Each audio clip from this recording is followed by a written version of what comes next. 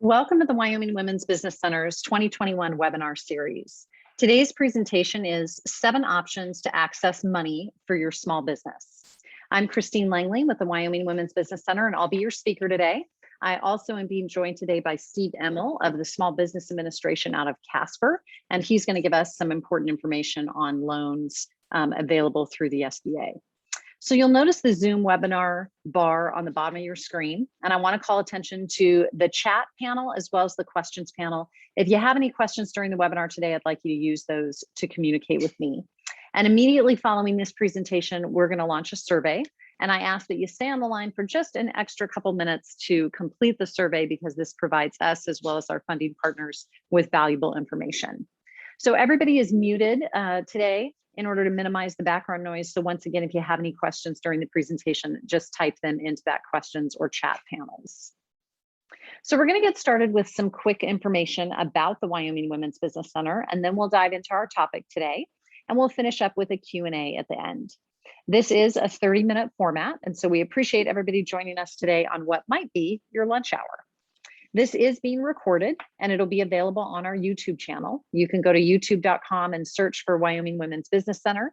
If you subscribe to our channel, you can check out all the other business education content that we've provided over the last several years. So a little background on the WWBC. We are a nonprofit organization, and our mission is to enable and empower Wyoming entrepreneurs. And of course, we have a special emphasis on women.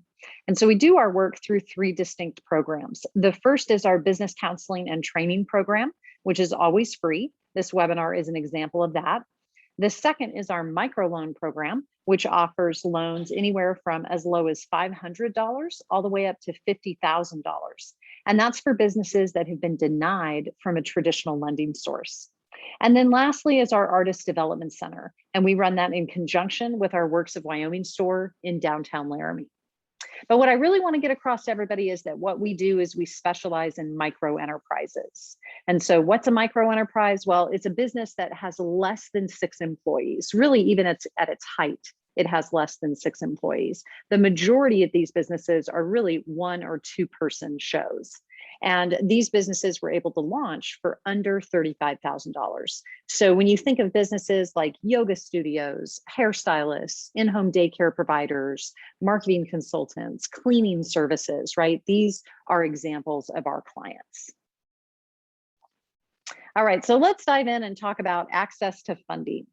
Access to funding is really a term that's used in economic development circles, and it's just business terminology that means finding money for your business idea or your business expansion. And it's probably the #1 question that everybody that works in economic development gets, right? How can I get money for my business? And I find that often the truthful answer is not what most people want to hear, right? So much so that sometimes I find a business owner gets referred to a lot of different organizations in their search for money because no one wants to be the one to give them that super honest answer. I'm usually the truth teller in my group. And so I'm really just here to educate business owners on the reality of funding. Because if you go into your business understanding the reality and what your real and true options are, then it's a much faster path to success. And it's going to be a lot less frustrating. So before I dive into the various options, I want to just bust the #1 myth that I hear over and over again. And it goes something like this. I'm a woman-owned business, or I'm a minority-owned business. Isn't there free money or government grant money that is available for me to start my business? Or it sounds something like this. My business really helps this community. And so isn't there grant dollars available for me to start my business? Don't they want businesses in this community? So I'm not sure where this myth comes from, but a lot of people seem to be under the impression that there's free money for business owners and all they have to do is find it. So there may be some small grants available. And when I say small, I mean less than $2,000, right? That'll pay for specific products or items that are related to your business. But there's no federal government grant program that is available to fund 100% of the startup costs of your for-profit business model. So grant dollars are typically reserved for nonprofit organizations. And securing grant dollars, even as a nonprofit, is really competitive. We know we're a nonprofit program at the Women's Business Center ourselves. So while some grant dollars can make sense for some specific businesses, remember that you're going to need to meet the stringent requirements of that grant. And so in conclusion, grant dollars are typically not the pathway to establishing or growing the vast majority of for-profit businesses. Okay, so now that we've busted that myth, let's talk about what your real options are for accessing money to start or grow your business. So first up, the most viable possibility for the vast majority of small business owners, especially micro enterprises, is what we call bootstrapping. All right, what does that mean? Well, it means that you use your own money from savings to fund your business. Now, sometimes entrepreneurs can borrow from their 401k retirement account. And of course, I never recommend people quit their day job until they have a clear path to profitability in their business that can pay them some income. So if this sounds hard, it's because it is, right? Business ownership can have really big rewards. And because of that, the barrier to entry can be steep. So if it were easy, everybody would do it. Now, starting a business takes an enormous amount of effort and commitment, but most importantly, it requires risk. So I always remind my clients, if they aren't willing to invest their own money in their business, then why would anyone else? All right, next up is utilizing credit cards. So just a little story for you. My husband and I started our very first business back in November of 2000 by using our Citibank MasterCard.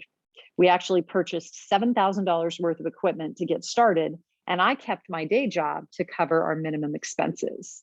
And it was scary and it was risky, and that's business ownership. So remember that credit cards can give you a 30-day float where you don't pay interest. So in some cases, if you have the money to pay off the debt within the 30-day float, that can be a win.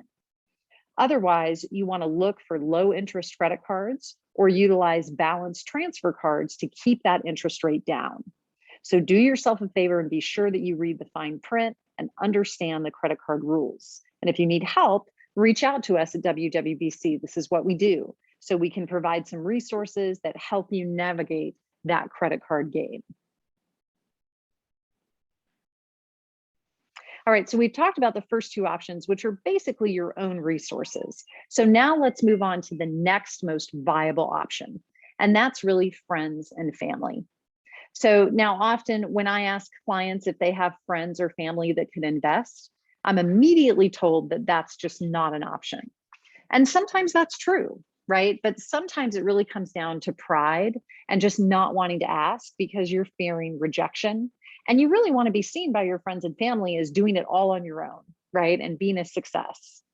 So, well, I'm here to tell you that really from experience that being a business owner requires you to get your ego in check. And you're going to get a lot of no's in your business. And the best place to identify money for your business idea is with the people that know and care about you the most. So I always recommend you start with friends and family before you go seek funding from other resources. But I also recommend that you prepare your ask just like you would if you were going to a bank. And that means having a well-developed business plan and financial projections.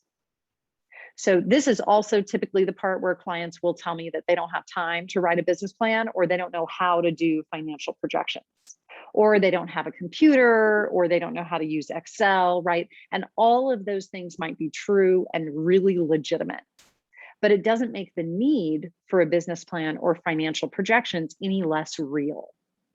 So if you need help putting together a real business plan, and what I mean by a real business plan is that it actually explains how you're going to legitimately pull this off and be successful. It's not an academic assignment, right? So if you need a real business plan, then you can reach out to us at WWBC and we'll step you through that process. We even have a self-guided online program that includes a business plan builder, and we'll counsel you through developing financial projections. And finally, if you're able to secure some funding from friends or family, then it's important that you have that transaction documented using a promissory note and a payment schedule. There's all kinds of templates that you can find online to help you draft a professional agreement. And depending on the dollar amount, it might be worthwhile to consult an attorney. Just because it's family doesn't mean they don't want their money back, right? And there's a difference between a gift and a loan. And it's important that everybody understands the terms up front. All right, next up is crowdfunding. Now, this is a really interesting tool for raising capital. Modern day crowdfunding started back in 1997 when a rock band actually sent out a letter via email to their 1,000 person email list, letting them know that they were going to lose $60,000 if they went out on tour because they had done their numbers. And their fans responded by saying that they should raise the money, and did. So fast forward to 2007 with the launch of the platform Indiegogo, and that was followed by the launch in 2009 of Kickstarter. And the rest is really history. So at this point, there's three types of crowdfunding. The one most are familiar with is what we call a donation-based crowdfunding, which doesn't make a whole lot of sense for small businesses, right? That leads us to reward-based crowdfunding and peer-to-peer lending. So if you'd like information on reward-based crowdfunding, you'll find a few webinars that we posted in the last year on our YouTube channel. And we even have a reward-based crowdfunding partnership with the Local Crowd, which is a crowdfunding platform right here in Wyoming. And you can launch a campaign for free through the WWBC. So reach out to us if you're interested in that. And then there's peer-to-peer lending. Now, this is similar to getting money from friends and family, but in this case, you don't know the person, right? You've typically met them online. So it's a negotiated loan between two people, and it can be an option for funding. Again, you're going to have a solid business plan and financial projections. Those things are still going to be important. All right, angel investors. So let's start by defining who is an angel investor. Well, an angel investor is a high net worth individual. And that typically means that they have a net worth of over $1 million in highly liquid assets like cash or cash equivalents. So most angel investors are looking to invest under $1 million, and they're primarily investing in businesses that are local or regional. They like to share their knowledge and be involved with the business in sort of a mentoring role. And they're typically looking for an equity share, but sometimes they'll structure a loan as well. Now, angel investors are often associated with a group of investors that will pool their money together into a fund, and they lend together. So an example would be 10 different angel investors that are all investing $200,000 each to establish a fund that can invest $2 million in various businesses. Now, certain funds are dedicated to early stage startup companies, but truthfully, most investor funds or angel investors want to invest once a company is already showing revenue. And this is because angel investors are looking for a solid return on their money. And therefore, they're going to prefer to invest in a company that's already showing promise.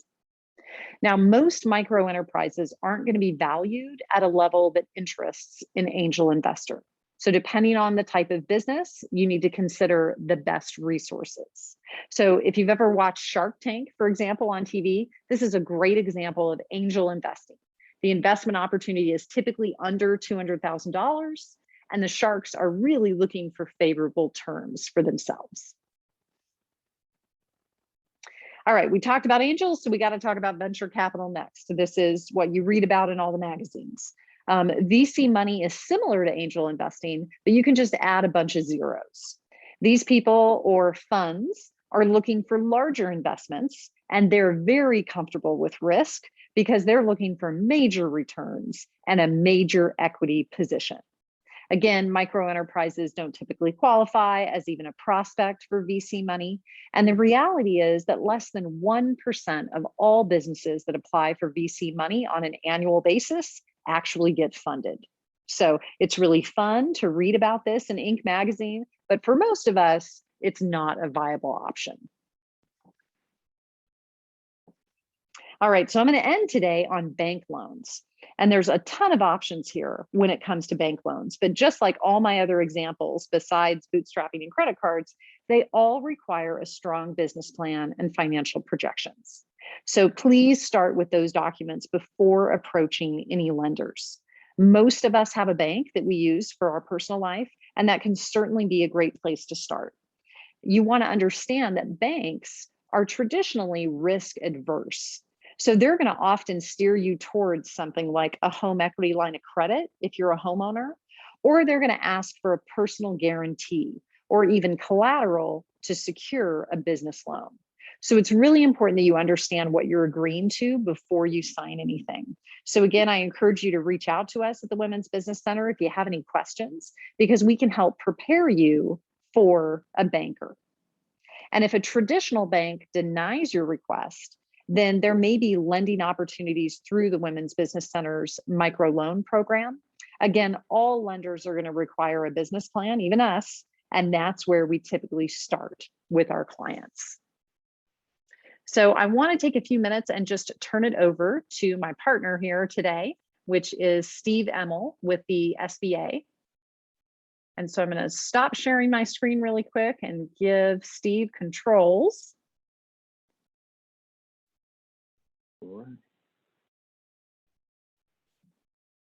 And then Steve will pull up his screen. Okay. Wait 1 second, please. No problem. Steve's going to tell us a little bit about additional loan options from the SBA. Okay, can you see my screen, Christine? Not yet.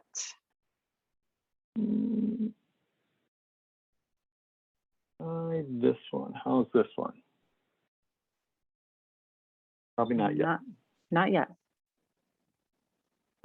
Oh, I'm sorry. Let me go back here. Okay. It helps if I hit the share button. So you should be able to see it now. Yes, All SBA. right. Gotcha. Right. Well, thank you, Christine. Thank you for giving me a few minutes to talk to you a little bit about the SBA. First of all, up front, want to let you know SBA does not lend money directly to businesses other than the case of disasters, fires, flood, or what we're currently experiencing right now with the Economic Injury Disaster Loan Program. So keep that in mind, and I'll explain to you a little bit more about why you should know about the SBA here in a few minutes. So just a few things about the SBA. Oops. Okay. So SBA, what we can do is we can help you ignite change and spark action to small businesses so they can, go ahead and they can start a business, they can grow a business, they can expand a business and recover. And when I'm talking about recover here is, the payroll protection program that we had over the last few years, helping businesses stay in businesses, starting a business. Like Christine said, you're going to need a strong business plan, before you go to any banking institution or lending institution. So make sure you get that taken care of. You're probably likely going to find out as well that if you're a true startup business, even going to a bank that you have a relationship with, it may be difficult to get a business loan as a startup. Some larger banks will even say, if you haven't been in business for 2 years, we're not going to, loan you money, come back. But there is some other options. And the Women's Business Center with the microloan program is a great option. So SBA allows you to be more flexible. So terms, SBA programs provide flexibility. So we work with the banks to offer guarantee on the loan that you're getting. It's kind of like being a co-signer on your behalf for the bank. So if you if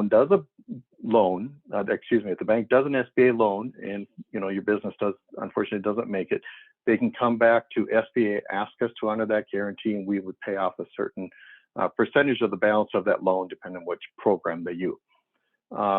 They can also be, you can also get longer maturity with banks with SBA guarantees. They're typically more willing to go out further, which will lower your monthly payment that you would have to make to the bank. So that helps. Again, lower equity injection requirements on startup businesses. SBA only requires a 10% equity injection The banks are likely going to want to see more than 10%, but we only require 10. Collateral. If you have a lack of collateral, SBA is not going to turn down an SBA guaranteed loan on the lack of collateral. We might come back and say, okay, well, you have a lack of collateral, so we're going to want to see a life insurance policy on the owners or the key employees. So just keep that in mind. So that's just a few of the advantages. Now I'm going to show you the loan chart. So can you see the loan chart? Okay, hopefully, might be a little small. But what the loan chart is these are the different loan programs that SBA offers. We're certainly not going to go through them. If you could see in the left-hand rows there, those are the different loan programs. The header across the top explains the basic requirements or ins and outs of what the loan is. For instance, the 7A loan program at the very top, as you can see, that's our bread and butter. Loans can go up to $5 million. You can get up to 85% guarantee. Actually, you can get up to a 90% guarantee if there's some export aspect to your business. And you can use it to, for inventory, working capital, buying a building, assets, equipment, a whole gamut of use of proceeds. The maturity, you can go up to 25 years if there's real estate involved, okay? The maximum interest rates, we do not regulate to the lenders, the interest rate they can charge. We only tell them what the maximum rate is that they can charge. These are for variable rates. You can do a variable rate or fixed rate, depending on what your lending institution wants to go. But we find out that the vast majority of the lenders are lending far below what the maximum is that we would, require them to stay within. And then there's upfront guarantee fees. So upfront guarantee fees are typically passed along to the borrower. They can be passed along to the borrower, and I would guess probably 99% of the time they are. However, right now through this fiscal year, which ends September 30th of 2022, any loans of $350,000 or less, there is no upfront guarantee fee.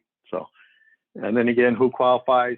Basically, everybody can qualify. So when you're good character, it's an eligible business, et cetera, et cetera. And advantages, one of the advantages to the borrowers is long-term financing, and which will improve your cash flow. I want to go to the second page here and just show you at the very bottom. This is the microloan program that Christine was talking about. And you can see the different aspects of that. You can go up to $50,000. You can go up to 6 years to pay back the loan.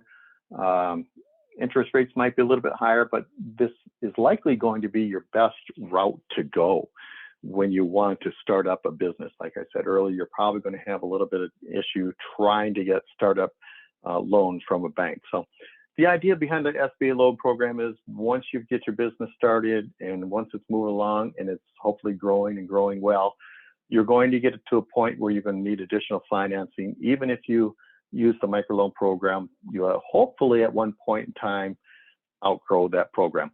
And the reason I wanted to show you the programs available through SBA is that if you go to a bank and the bank is hesitating on whether they want to do a loan or not, you could bring up to them, say, hey, what about if we do an SBA loan? Would you be willing to go with us at that point? So I know it was quick and clean. I just wanted to give you a few minutes there, and I want to make sure we stay within the time frame here. There is my contact information. If you have any questions, just feel free to reach out to me. If later on down the road you forget what my contact information is, just get a hold of Christine. She knows how to get a hold of me. And if you would like a copy of that loan chart, just go ahead and email me as well, and I will get you that loan chart. And again, you can always email Christine and she can get a hold of me if need be. But if you want to email me directly, that would be great. So do we have any questions? Thanks so much, Steve. Appreciate that. You're welcome. We're gonna switch our screens back real quick. And I think I'd be remiss if I didn't mention just some special programs offered by Wyoming economic developers kind of across the state. So there might be opportunities in your local area for startup competitions. I know that the Sheridan startup competition just wrapped a couple of weeks ago.